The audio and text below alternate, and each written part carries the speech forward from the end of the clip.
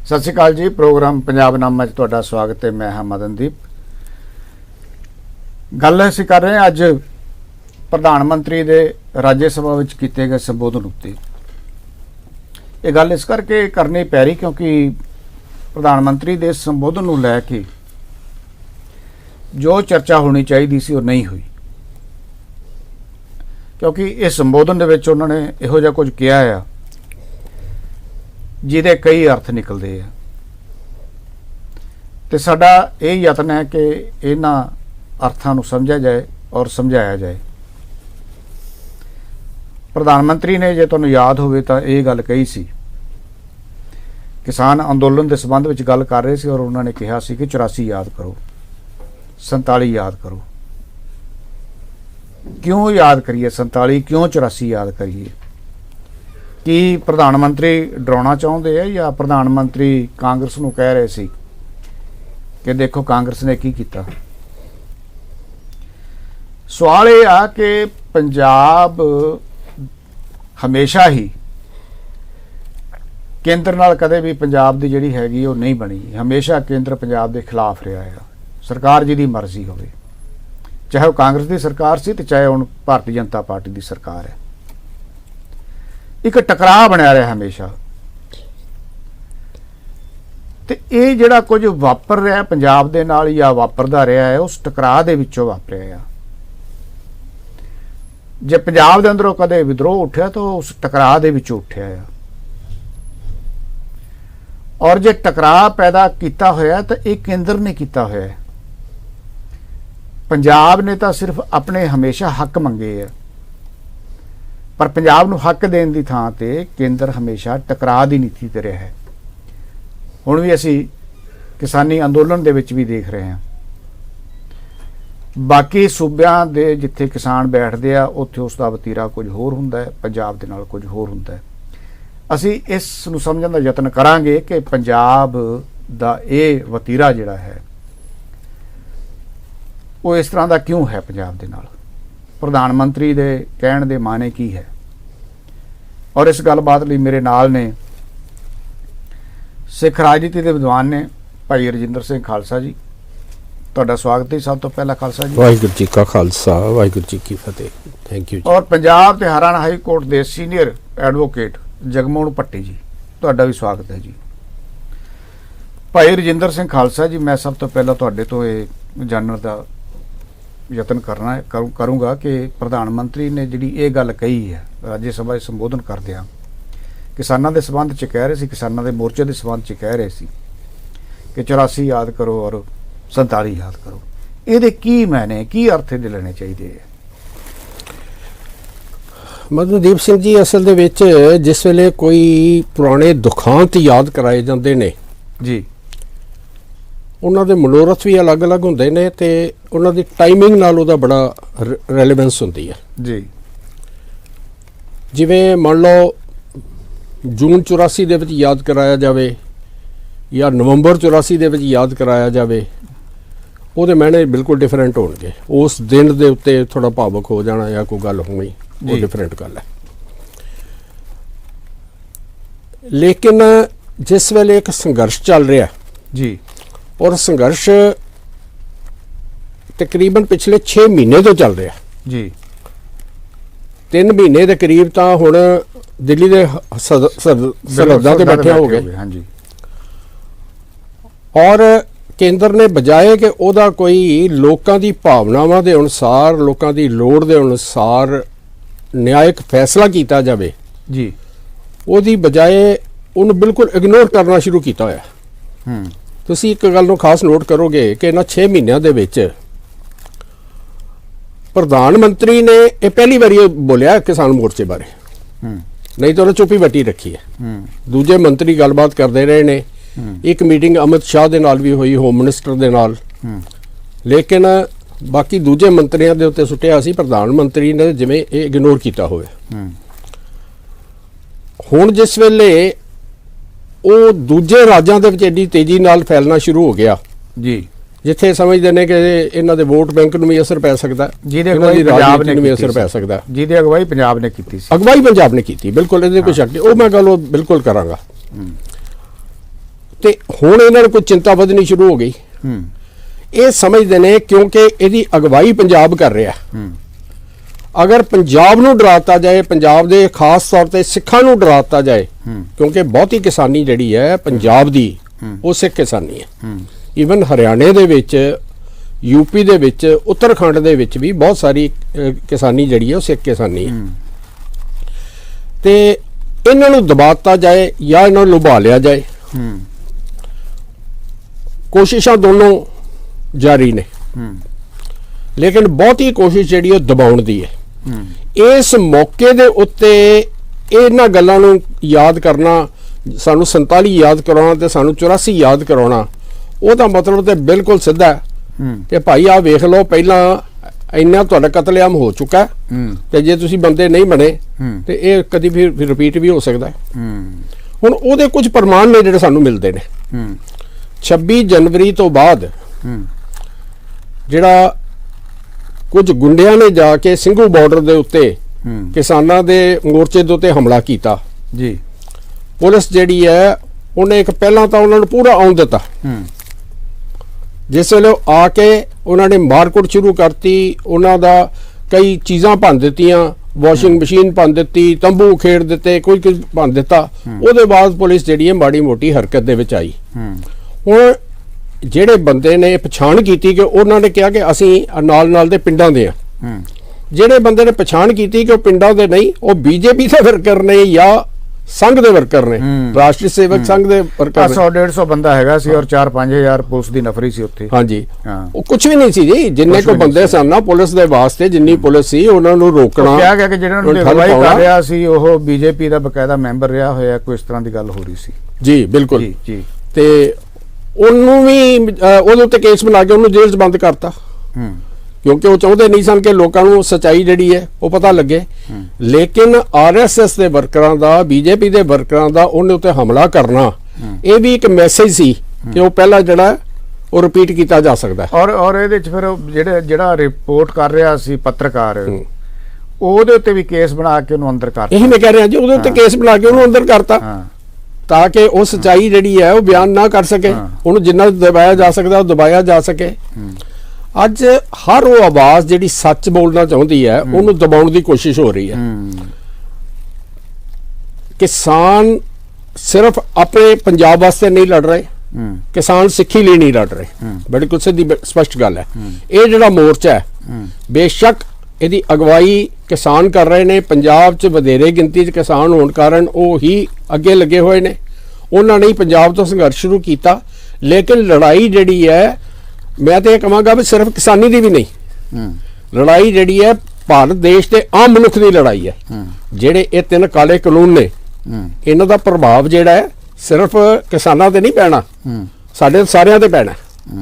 ਇਹ ਠੀਕ ਹੈ, ਅਸੀਂ ਵਾਰ-ਵਾਰ ਇਹ ਗੱਲ ਕਹਿ ਰਹੇ ਹਾਂ ਸ਼ੁਰੂ ਤੋਂ ਹੀ, ਜਦੋਂ ਦੇ ਕਿਸਾਨ ਬੈਠੇ ਆ ਉਹ ਇਹ ਵਾਰ-ਵਾਰ ਲੋਕਾਂ ਨੂੰ ਸਮਝਾ ਰਹੇ ਆ ਕਿ ਇਹ ਜਿਹੜੀ ਲੜਾਈ ਅਸੀਂ ਲੜ ਰਹੇ ਹਾਂ, ਇਹ ਲੜਾਈ ਤੁਹਾਡੀ ਸਾਰਿਆਂ ਦੀ ਲੜਾਈ ਹੈ, ਸਾਂਝੀ ਲੜਾਈ ਹੈਗੀ ਹੈ। ਕਿਉਂਕਿ ਜੇ ਖੇਤੀ ਦਾ ਕੋਈ ਨੁਕਸਾਨ ਹੁੰਦਾ ਹੈ, ਜੇ ਕਿਸਾਨਾਂ ਦਾ ਕੋਈ ਨੁਕਸਾਨ ਹੁੰਦਾ ਆ, ਜੇ ਕਿਸਾਨਾਂ ਤੋਂ ਜ਼ਮੀਨ ਜਿਹੜੀ ਹੈਗੀ ਹੈ ਉਹ ਖੋਈ ਜਾਂਦੀ ਹੈ ਜਾਂ ਜਿਹੜੀ ਉਹਨਾਂ ਨੂੰ ਫਸਲ ਦਾ ਜੇ ਸਹੀ ਮੁੱਲ ਨਹੀਂ ਮਿਲਦਾ ਤਾਂ ਜ਼ਮੀਨ ਕੁਦਰਤੀ ਗੱਲ ਉਹਨਾਂ ਦੇ ਹੱਥੋਂ ਨਿਕਲਦੀ ਹੈ, ਤਾਂ ਇਹਦੇ ਨਾਲ ਜਿਹੜੇ ਛੋਟੇ-ਮੋਟੇ ਕਾਰੋਬਾਰੀ ਹੈਗੇ ਆ ਉਹ ਸਾਰੇ ਖਤਮ ਹੋਣਗੇ। ਗਰੀਬ ਲੋਕ ਜਿਹੜੇ ਜਿਨ੍ਹਾਂ ਨੂੰ ਹੁਣ ਘੱਟੋ-ਘੱਟ ਜਿਹੜਾ ਹੈਗਾ ਅਨਾਜ ਮਿਲ ਰਿਹਾ ਆ ਉਹ ਵੀ ਨਹੀਂ ਮਿਲਣਾ, ਇਹ ਸਮਝਾ ਰਹੇ ਆ। ਪਰ ਜਿਹੜਾ ਭਾਰਤ ਦਾ ਪ੍ਰਧਾਨ ਮੰਤਰੀ, ਸਾਰੇ ਦੇਸ਼ ਦਾ ਪ੍ਰਧਾਨ ਮੰਤਰੀ ਹੈ, ਕੋਈ ਇੱਕ ਪਾਰਟੀ ਨੂੰ ਅਗਵਾਈ ਨਹੀਂ ਦੇ ਰਿਹਾ।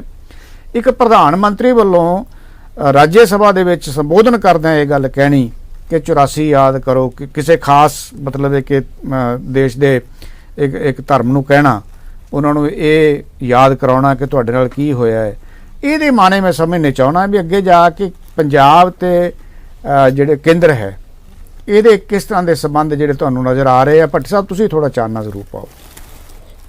ਮਦਨਦੀਪ ਜੀ, ਗਰਵ ਪੰਜਾਬ ਵਾਕਈ ਪੰਜਾਬ ਲਈ ਗਰਵ ਵਾਲੀ ਗੱਲ ਹੈ ਤੇ ਇੱਥੋਂ ਗਰਵ ਦੀ ਗੱਲ ਚੱਲਦੀ ਹੈ। ਹੁਣ ਗਰਵ ਦੀ ਗੱਲ ਜਦੋਂ ਚੱਲਦੀ ਹੈ ਇਹਦੇ ਵਿੱਚ ਇਹ ਗੱਲ ਦੇਖਣ ਤੋਂ ਮਿਲਦੀ ਹੈ। ਮੈਂ ਗੱਲ ਇੱਥੋਂ ਸ਼ੁਰੂ ਕਰਦਾ ਜਿੱਥੇ ਛੱਡੀ ਗਈ ਹੈ ਵੀ ਇਹ ਬੀਜੇਪੀ ਦੇ ਵਰਕਰ ਸਨ ਜਾਂ ਇਹ ਆਰਐਸਐਸ ਦੇ ਵਰਕਰ ਸਨ। ਮੈਂ ਤੁਹਾਨੂੰ ਇੱਕ ਗੱਲ ਸਾਫ਼ ਤੇ ਸਪਸ਼ਟ ਤੌਰ ਤੇ ਦੱਸਣੀ ਚਾਹਾਂਗਾ, ਤੁਹਾਡੇ ਚੈਨਲ ਤੋਂ ਅੱਗੇ ਵੀ ਮੈਂ ਕਹੀ ਹੈ, ਕਈ ਚੈਨਲਾਂ ਤੋਂ ਹੋਰ ਵੀ ਮੈਂ ਕਹੀ ਹੈ ਕਿ ਜਦੋਂ 1984 ਦੇ ਦੰਗੇ ਹੋਏ ਸੀ, ਇਹ ਮੋਦੀ ਸਾਹਿਬ ਦੀ ਸਪੀਚ ਨੇ ਸਿੱਧ ਕਰ ਦਿੱਤਾ ਹੈ ਵੀ ਇਹਨਾਂ ਉੱਤੇ 138 FIR ਹੋਈਆਂ ਸੀ, ਜਿਹੜੀਆਂ ਉਦੋਂ ਦੇ ਹੋਮ ਮਿਨਿਸਟਰ ਬੂਟਾ ਸਿੰਘ ਨੂੰ ਕਹਿ ਕੇ ਇਹਨਾਂ ਨੇ ਰੱਦ ਕਰਵਾਈਆਂ ਸੀ, LK ਅਡਵਾਨੀ ਸਮੇਤ। ਔਰ ਇਹ ਜਿਹੜੇ ਸੀਗੇ RSS ਵਾਲੇ, BJP ਵਾਲੇ, ਇਹ ਇਸ ਚੀਜ਼ ਨੂੰ ਇਸ ਲਈ ਯਾਦ ਕਰ ਰਹੇ ਨੇ ਵੀ ਇਹ ਸਾਡਾ ਹੀ ਕਰਮ ਸੀ, ਤੇ ਜੇ ਅਸੀਂ ਉਦੋਂ ਬਚ ਗਏ ਸੀ, ਸਾਡੀ ਸਰਕਾਰ ਨਹੀਂ ਸੀ, ਤੇ ਹੁਣ ਅੱਜ ਤਾਂ ਸਾਡੀ ਸਰਕਾਰ ਹੈ ਤੇ ਸਾਡੇ ਤੇ ਕਿੰਨੇ ਇਹ FIR ਕਰਨੀ ਹੈ। ਸਈਆਂ ਭਏ ਕਤਵਾਲ ਤੋਂ ਡਰ ਕਾਹੇ ਕਾ, ਪਹਿਲੀ ਚੀਜ਼। ਦੂਜੀ ਚੀਜ਼, ਇੱਥੇ ਮੈਂ ਇਹ ਗੱਲ ਇਹਨਾਂ ਨੂੰ ਚੇਤਾਣੀ ਚਾਹਾਂਗਾ ਬਈ ਮਨੂੰ ਸਾਡੀ ਦਾਤਰੀ, ਅਸੀਂ ਮਨੂੰ ਦੇ ਸੋਏ, ਜਿਉਂ-ਜਿਉਂ ਸਾਨੂੰ ਵੱਢਦਾ ਅਸੀਂ ਦੂਨੇ ਚਾਉਣੇ ਹੋਏ। ਇਹ ਗੱਲ ਦਾ ਭਰਮ ਨਾ ਰੱਖਿਓ। ਇਸ ਗੱਲ ਦਾ ਜਿਹੜਾ ਇੱਕ ਗੱਲ ਸਪਸ਼ਟ ਤੌਰ ਤੇ ਸਾਹਮਣੇ ਆ ਰਹੀ ਹੈ, ਪੰਜਾਬ ਨੇ ਜੇ ਆਪਣੇ ਹੱਕਾਂ ਦੀ ਲੜਾਈ ਲੜੀ ਹੈ ਤੇ ਪੰਜਾਬ ਨੇ ਸਾਰੀ ਦੁਨੀਆ ਦੀ ਵੀ ਲੜਾਈ ਲੜੀ ਹੈ, ਜਿਹਦੇ ਵਿੱਚ ਇਹ ਗੱਲ ਉੱਭਰ ਕੇ ਸਾਹਮਣੇ ਆ ਰਹੀ ਹੈ। ਜਿਹੜਾ ਇਹਨਾਂ ਨੂੰ ਇਹ ਹੀ ਨਹੀਂ ਪਤਾ ਬਈ ਨਿਸ਼ਾਨ ਸਾਹਿਬ ਜਿਹੜਾ ਹੈ ਜਾਂ ਖਾਲਸਾਈ ਨਿਸ਼ਾਨ ਹੈ ਜਿਹੜਾ, ਉਹ ਖਾਲਿਸਤਾਨ ਦਾ ਝੰਡਾ ਹੈ ਜਾਂ ਕੀ ਹੈ, ਇਹ ਉਸੇ ਗੱਲ ਤੋਂ ਹੀ ਬੌਂਦਲੀ ਫਿਰਦੀ ਸਰਕਾਰ ਹੈ। ਜੇ ਇਹ ਕਿਹਾ ਜਾਏ, ਇਸ ਨਿਸ਼ਾਨ ਸਾਹਿਬ ਬਾਰੇ UNO ਨੇ ਇਹ ਗੱਲ ਕਹੀ ਹੈ ਬਈ ਕਿਸੇ ਵੀ ਤੁਸੀਂ ਮੁਸੀਬਤ ਵਿੱਚ ਦੁਨੀਆ ਦੇ ਕਿਸੇ ਵੀ ਖਿੱਤੇ 'ਚ ਹੋਵੋ ਤਾਂ ਚਾਰੇ ਪਾਸੇ ਆਕਾਸ਼ ਵਿੱਚ ਨਿਗਾਹ ਦੌੜਾ ਕੇ ਦੌੜਨਾ। ਜਿੱਥੇ ਇਹ ਨਿਸ਼ਾਨ ਸਾਹਿਬ ਲਹਿਰਾ ਰਿਹਾ ਉੱਥੇ ਤੁਹਾਨੂੰ ਯਕੀਨੀ ਸੁਰੱਖਿਆ ਔਰ ਤੁਹਾਨੂੰ ਸਭ ਕੁਝ ਮਿਲੇਗਾ। ਇਹ ਜਿਹੜੀ ਗੱਲ ਹੈ, ਇਸ ਦੀ ਪ੍ਰਮਾਣਿਕਤਾ ਜਿਹੜੀ ਹੈ, ਅਰਦਾਸ ਦੇ ਵਿੱਚ ਵੀ ਸਿੱਖ ਰੋਜ਼ ਪੜ੍ਹਦੇ ਨੇ, ਹੈ ਨਹੀਂ ਮਾਨਿਆਂ ਦੇ ਮਾਨ, ਨਹੀਂ ਤਾਨਿਆਂ ਦੇ ਤਾਨ, ਨਹੀਂ ਓਟਿਆਂ ਦੀ ਓਟ, ਨਹੀਂ ਆਸਰਿਆਂ ਦੇ ਆਸਰੇ। ਇਹ ਗੱਲ ਜਦੋਂ ਕਹੀ ਜਾਂਦੀ ਹੈ ਤਾਂ ਇਹ ਇੱਕ ਇਸ ਨਿਸ਼ਾਨ ਸਾਹਿਬ ਦੀ ਸਥਿਤੀ ਲਈ ਹੁੰਦੀ ਹੈ। ਇੱਥੇ ਇੱਕ ਚੀਜ਼ ਹੋਰ ਮੈਂ ਕਹਿਣੀ ਚਾਹਾਂਗਾ, ਜ਼ਰੂਰ ਗੱਲ ਬਣਦੀ ਹੈ ਕਹਿਣੀ। ਮੋਦੀ ਸਾਹਿਬ ਨੂੰ 47 ਜਾਂ 84 ਯਾਦ ਨਹੀਂ ਰੱਖਣਾ ਚਾਹੀਦਾ। ਇਹ ਗੱਲ ਉਸ ਦੇ ਮੂੰਹੋਂ ਫਬਦੀ ਹੈ ਜਿਹੜਾ ਔਲਾਦ ਵਾਲਾ ਹੋਵੇ, ਔਤਰਿਆਂ ਨਖੱਤਰਿਆਂ ਦੇ ਮੂੰਹੋਂ ਇਹ ਗੱਲ ਨਹੀਂ। ਇਹ ਗੱਲਾਂ ਹੋ ਰਿਹਾ। ਮੈਂ ਜਿਹੜੀ ਗੱਲ ਸਮਝਣੀ ਚਾਹੁੰਦਾ ਆ ਭਾਈ ਰਜਿੰਦਰ ਸਿੰਘ ਖਾਲਸਾ ਜੀ, ਇਹ ਸਮਝਣੀ ਚਾਹੁੰਦਾ ਵੀ ਜਿਹੜੇ ਪ੍ਰਧਾਨ ਮੰਤਰੀ ਦਾ ਇਹ ਭਾਸ਼ਣ ਆ, ਜੇ ਅਸੀਂ ਇਸ ਭਾਸ਼ਣ ਦਾ ਮੁਲਾਂਕਣ ਕਰੀਏ, ਇਹਨੂੰ ਸਮਝਣ ਦਾ ਯਤਨ ਕਰੀਏ, ਤਾਂ ਆਉਣ ਵਾਲੇ ਸਮੇਂ ਵਿੱਚ ਤੁਹਾਨੂੰ ਪੰਜਾਬ ਤੇ ਕੇਂਦਰ ਦੇ ਜਿਹੜੇ ਰਿਸ਼ਤੇ ਆ ਉਹ ਕਿੱਧਰ ਨੂੰ ਜਾਂਦੇ ਲੱਗਦੇ ਨਜ਼ਰ ਆ ਰਹੇ ਨੇ? ਮਦਨਦੀਪ ਜੀ,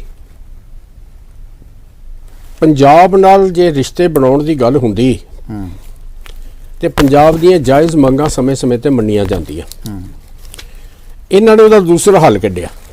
ਇਹਨਾਂ ਨੇ ਦੂਸਰਾ ਹੱਲ ਇਹ ਕੱਢਿਆ ਕਿ ਅਕਾਲੀ ਦਲ ਨਾਲ ਭਾਈਵਾਲੀ ਪਾ ਲਓ, ਰਾਜ ਸੱਤਾ ਤੋਂ ਉਹਨਾਂ ਨੂੰ ਭਾਗੀਦਾਰ ਬਣਾ ਲਓ, ਆਪਣੇ ਇਸ਼ਾਰਿਆਂ ਤੋਂ ਉਹਨਾਂ ਨੂੰ ਚਲਾਓ, ਨਾ ਉਹ ਪੰਜਾਬ ਦੀਆਂ ਮੰਗਾਂ ਦੀ ਗੱਲ ਕਰਨ, ਨਾ ਪੰਜਾਬ ਦੇ ਹੱਕਾਂ ਦੀ ਗੱਲ ਕਰਨ, ਤੇ ਸਿੱਖ ਜਿਹੜੇ ਨੇ ਉਹ ਤੁਹਾਡੇ ਨਾਲ ਜੁੜੇ ਰਹਿਣ ਵੀ ਅਕਾਲੀ ਦਲ ਦੇ ਨਾਂ ਦੇ ਉੱਤੇ। ਕਿਉਂਕਿ ਸਿੱਖਾਂ ਦੇ ਵਿੱਚ ਜਿਹੜਾ ਇੱਕ ਭਰਮ ਪਾ ਦਿੱਤਾ ਗਿਆ ਕਿ ਇਹ ਪੰਥ ਹੈ ਤੇ ਪੰਥ ਦੇ ਨਾਂ ਤੇ ਉਹ ਜੁੜੇ ਰਹਿਣ। ਲੇਕਿਨ ਹੁਣ ਜਿਹੜਾ ਅਕਾਲੀ ਦਲ ਵੀ ਅੱਡ ਹੋ ਗਿਆ, ਉਹ ਵੀ ਸਾਥ ਛੱਡ ਗਿਆ। ਹਾਲੇ ਉਹਨਾਂ ਨੇ ਇੱਕ ਮਜਬੂਰੀ ਦੀ ਹਾਲਾਤ ਦੇ ਵਿੱਚ ਛੱਡਿਆ। ਇਹ ਕੋਈ ਮੈਂ ਉਹਨਾਂ ਨੂੰ ਕ੍ਰੈਡਿਟ ਨਹੀਂ ਦੇ ਸਕਦਾ ਇਸ ਗੱਲ ਦਾ। ਚਲੋ ਚੰਗੀ ਗੱਲ ਹੈ, ਇਸ ਵੇਲੇ ਸਹੀ ਉਹਨਾਂ ਨੂੰ ਇੰਨੀ ਹੋਸ਼ ਤੇ ਆਈ ਵੀ ਆਪਣਾ ਵੋਟ ਬੈਂਕ ਜਿਹੜਾ ਲੂਜ਼ ਕਰ ਰਹੇ ਨੇ, ਕਿਉਂਕਿ ਪੰਜਾਬ ਦੇ ਵਿੱਚ ਬਹੁਤ ਗਿਣਤੀ ਕਿਸਾਨੀ ਹੈ ਤੇ ਉਹ ਕਿਸਾਨੀ ਦੇ ਵਿਰੋਧੀ ਜਿਹੜੇ ਕਾਨੂੰਨ ਬਣੇ ਉਹਨਾਂ ਦੇ ਵਿੱਚੋਂ ਭਾਈਵਾਲ ਸਨ, ਤੇ ਉਹਨਾਂ ਨੂੰ ਵੀ ਇਹ ਗੱਲ ਚਿੰਤਾ ਲੱਗ ਗਈ ਸੀ ਕਿ ਅਸੀਂ ਆਪਣਾ ਬੇਸ ਗਵਾ ਰਹੇ ਹਾਂ। ਉਹ ਆ ਗਏ। ਲੇਕਿਨ ਪੰਜਾਬ ਦੇ ਕਿਸਾਨਾਂ ਦੀ ਆਵਾਜ਼ ਜਿੱਥੇ 3 ਮਹੀਨੇ ਇੱਥੇ ਰੇਲਾਂ ਦੀਆਂ ਪਟੜੀਆਂ ਤੇ ਬੈਠੇ ਰਹੇ, ਸੜਕਾਂ ਤੇ ਬੈਠੇ ਰਹੇ, ਉਹ ਨਹੀਂ ਪਹੁੰਚੀ। ਮੈਂ ਤਾਂ ਮਦਨਦੀਪ ਜੀ ਬੜਾ ਹੈਰਾਨ ਹੁਣਾ ਕਿ ਮੈਂ ਇਹਨੂੰ ਕਹਾਂਗਾ ਕਿ ਜ਼ੁਲਮ ਦੀ ਇੰਤਹਾ ਹੈ ਕਿ 200 ਤੋਂ ਉੱਤੇ ਕਿਸਾਨ ਦੀ ਮੌਤ ਹੋ ਚੁੱਕੀ ਉੱਥੇ। ਨਾ ਸਰਕਾਰ ਵੱਲੋਂ ਕੋਈ ਬਿਆਨ ਆਇਆ ਉਹਦੇ ਬਾਰੇ, ਨਾ ਪ੍ਰਧਾਨ ਮੰਤਰੀ ਨੇ 2 ਲਫ਼ਜ਼ ਮੂੰਹੋਂ ਹਮਦਰਦੀ ਦੇ ਬੋਲੇ। ਭਾਵੇਂ ਆਪਣੀ ਸਿਆਸਤ ਵਾਸਤੇ ਕੀਤਾ ਹੋਵੇ, ਲੇਕਿਨ ਕਾਂਗਰਸ ਦੇ ਔਰ ਰਾਹੁਲ ਗਾਂਧੀ ਨੇ ਉੱਥੇ ਕਿਹਾ ਕਿ 2 ਮਿੰਟ ਦਾ ਮੌਨ ਰੱਖਿਆ ਜਾਵੇ। ਇਹ ਉਹਦੇ ਵਿੱਚ ਵੀ ਨਹੀਂ ਸ਼ਾਮਲ ਹੋਣਾ ਇਹਨਾਂ ਨੂੰ ਮੁਨਾਸਿਬ ਲੱਗਾ ਕਿ ਜਿਹੜੇ ਉੱਥੇ ਕਿਸਾਨ ਜਿਹੜੇ ਜਿਨ੍ਹਾਂ ਦੀ ਇੰਨੀ ਮੌਤ ਹੋ ਗਈ ਹੈ, ਉਹਦੇ ਵਿੱਚ ਸਾਰੇ ਸਿੱਖ ਨਹੀਂ ਹੈ, ਉਹਦੇ ਵਿੱਚ ਦੂਸਰੇ ਸੂਬਿਆਂ ਦੇ ਵੀ ਨੇ, ਪੰਜਾਬ ਦੇ ਹੀ ਨਹੀਂ ਸਿਰਫ, ਉਹਨਾਂ ਦੇ ਵਾਸਤੇ ਹੀ ਹਮਦਰਦੀ ਪ੍ਰਗਟ ਕਰਨ ਲਈ। ਔਰ ਇਤਨੀ ਮਰੀ ਆਤਮਾ ਵਾਲੀ ਸਰਕਾਰ ਮੈਂ ਇਸ ਤੋਂ ਪਹਿਲਾਂ ਦੇਖੀ ਕੋਈ ਨਹੀਂ।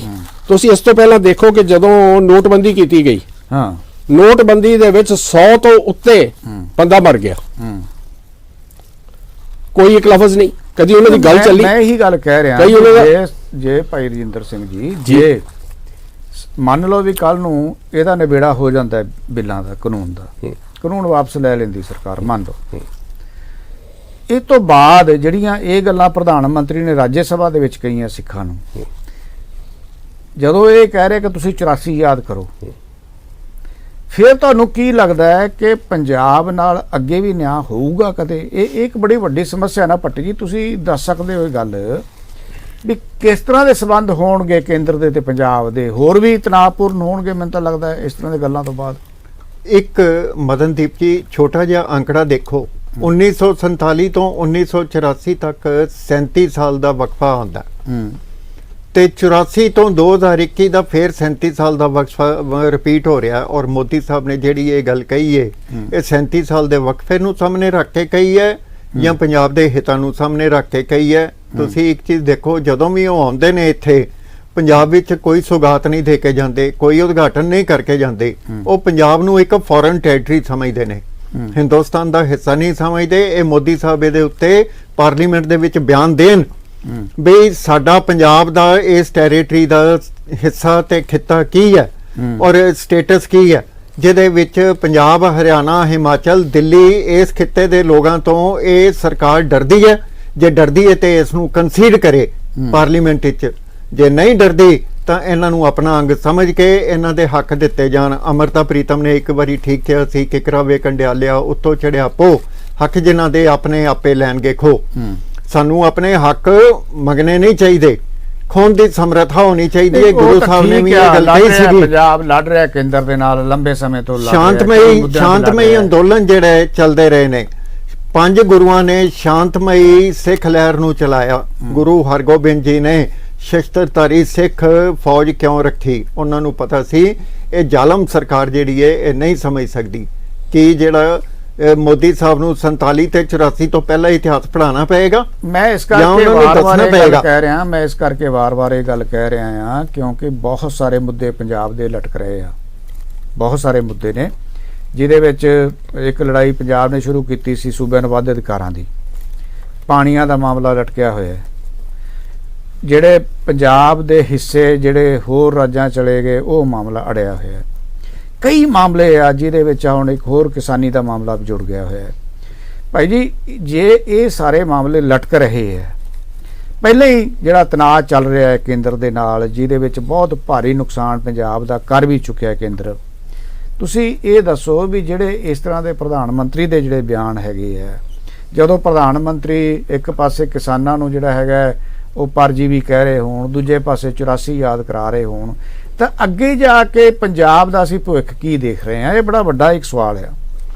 ਦੇਖੋ ਇੱਕ ਚੀਜ਼ ਉਗੜ ਕੇ ਸਾਹਮਣੇ ਆ ਰਹੀ ਹੈ ਪ੍ਰਧਾਨ ਮੰਤਰੀ ਦੇ ਬਿਆਨ ਤੋਂ, ਇਹ ਬੇਤੁਕਾ ਤੇ ਬੇਵਕਤਾ ਬਿਆਨ ਹੈ। ਇਸ ਵੇਲੇ ਇਸ ਬਿਆਨ ਦੀ ਕੋਈ ਜ਼ਰੂਰਤ ਨਹੀਂ ਸੀ। ਨਹੀਂ ਮੈਂ ਇੱਕ ਮਿੰਟ ਇੱਕ ਦੁਬਾਰਾ ਮੈਂ ਭਾਈ ਜੀ ਤੁਹਾਡੇ ਤੋਂ ਇਹ ਗੱਲ ਸਮਝਣ ਦਾ ਯਤਨ ਕਰੂੰਗਾ। ਕੀ ਇਹ ਬੇਤੁਕਾ ਹੈ?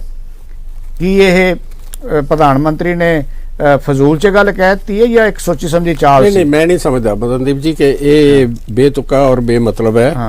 बड़े मतलब नाल किया उन्होंने और सीधा समझाउण वास्ते किया भी बंदे बन जाओ, नहीं तो याद कर लो।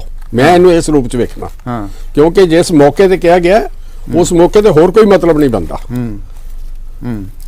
बजाए इससे कि किसान संघर्ष बारे कोई चंगा ऐलान करते जेड़े ਲੋਕਾਂ ਨੂੰ ਕੋਈ ਤਸੱਲੀ ਹੁੰਦੀ ਕਿ ਕੁਝ ਹੱਲ ਕੱਢਣ ਦੀ ਕੋਸ਼ਿਸ਼ ਹੋ ਰਹੀ ਹੈ, ਉਸ ਵੇਲੇ ਪੰਜਾਬ ਜਿਹੜਾ ਕਿ ਅਗਵਾਈ ਕਰ ਰਿਹਾ ਹੈ ਸਾਰੇ ਕਿਸਾਨ ਸੰਘਰਸ਼ ਦੀ, ਪੰਜਾਬ ਦੇ ਜਿਹੜੇ ਕਿਸਾਨ ਨੇਤਾ ਨੇ ਉਹ ਸਾਰੇ ਅਗਵਾਈ ਕਰਕੇ ਉਹਨਾਂ ਨੇ ਇਸ ਪੱਧਰ ਤੇ ਲਿਆਂਦਾ ਹੈ ਇਸ ਨੂੰ, ਉਹਨਾਂ ਨੂੰ ਤਾੜਨਾ ਦੇ ਰੂਪ ਵਿੱਚ ਮੈਂ ਵੇਖ ਰਿਹਾ ਕਿ ਇਹ ਵੇਖ ਲਓ ਕਿ ਪਹਿਲਾਂ 47 ਚ ਕੀ ਹੋ ਚੁੱਕਾ ਤੇ 84 ਚ ਕੀ ਹੋ ਚੁੱਕਾ, ਜਾਂ ਪੰਜਾਬ ਦਾ ਜਨ ਸਧਾਰਨ ਜਿਹੜਾ ਲੋਕ ਹੈ ਉਹਨੂੰ ਵੀ ਮਤਲਬ ਹੈ ਕਿ ਉਹਨੂੰ ਵੀ ਕਿ ਰਿਪੀਟ ਵੀ ਹੋ ਸਕਦਾ। ਗੱਲ ਤਾਂ ਬੜੀ ਸਿੱਧੀ ਜਿਹੀ ਹੈ, ਪਹਿਲਾਂ ਤੁਹਾਡੇ ਨਾਲ ਕੀ ਕਹਿਣਾ ਕਿ ਇਹ ਹੋ ਚੁੱਕਾ ਹੈ ਤੇ ਉਹ ਰਿਪੀਟ ਵੀ ਹੋ ਸਕਦਾ ਹੈ।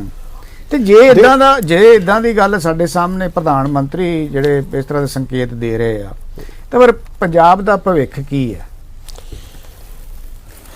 ਪੱਟੀ ਸਾਹਿਬ, ਮਦਨਦੀਪ ਜੀ ਤੁਸੀਂ ਚਿੰਤਿਤ ਹੋ ਪੰਜਾਬ ਦੇ ਭਵਿੱਖ ਬਾਰੇ। ਮੈਂ ਤੇ ਇਹ ਸਮਝਣਾ ਕਿ ਜਿਸ ਵੇਲੇ ਦੇਸ਼ ਦੇ ਐਡੇ ਜ਼ਿੰਮੇਵਾਰ ਲੀਡਰ ਇਹੋ ਜਿਹੇ ਬਿਆਨ ਦੇਣ ਤੇ ਉਸ ਦੇਸ਼ ਦਾ ਭਵਿੱਖ ਕੀ ਹੈ? ਬਿਲਕੁਲ ਬਿਲਕੁਲ ਬਿਲਕੁਲ। ਮੈਂ ਇੱਕ ਕੀ ਗੱਲ ਉਹਦੇ ਵਿੱਚੋਂ ਇੱਕ ਅੱਗ ਬਲਣ ਦੇ ਆਸਾਰ ਨਹੀਂ? ਮੈਂ ਇੱਥੇ ਇੱਕ ਗੱਲ ਜੀ। ਕਹਿਣੀ ਚਾਹਾਂਗਾ। ਜੀ ਜੀ ਕਹੋ। ਮੇਰੇ ਵੀਰ ਨੇ ਬਹੁਤ ਅੱਛੀ ਗੱਲ ਕਹੀ ਹੈ, ਜੇ ਇਦਾਂ ਦੇ ਇੱਕ ਰਿਸਪੌਂਸੀਬਲ ਬੰਦੇ ਤੋਂ ਇਦਾਂ ਦੇ ਇਰਰਿਸਪੌਂਸੀਬਲ ਬਿਆਨ ਆਣ ਤਾਂ ਦੇਸ਼ ਦਾ ਭਵਿੱਖ ਕੀ ਹੈ? ਦੇਸ਼ ਦਾ ਭਵਿੱਖ ਤਾਂ ਹੈ ਹੀ ਨਹੀਂ।